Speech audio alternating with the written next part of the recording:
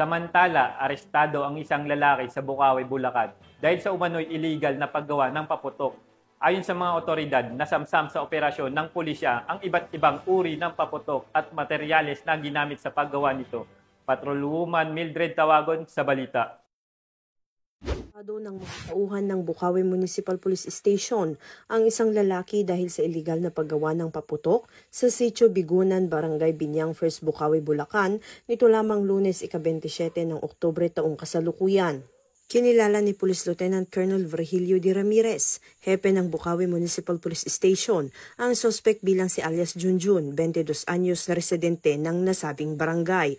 Batay sa ulat, isang concerned citizen ang nagbigay alam sa pulisya hinggil sa iligal na paggawa ng paputok ng suspect nang walang kaukulang lisensya o permit mula sa PNP Firearms and Explosive Office. Kaya't agad na nagsagawa ng verifikasyon ang mga kapulisan at naabutan ang suspect na aktibong gumagawa ng paputok.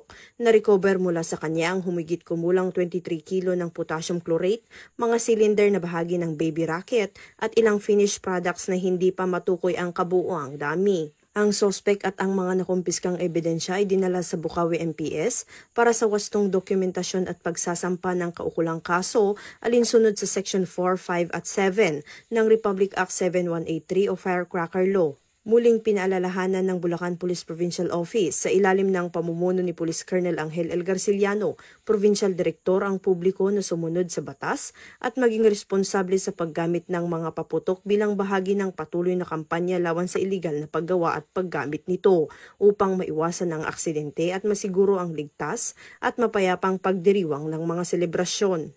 Mula dito sa Bulacan Police Provincial Office, ako ang inyong PNN correspondent, Patrolwoman Mildred A. Tawagon, alagad ng batas, tagataguyod ng Balitang Pulis.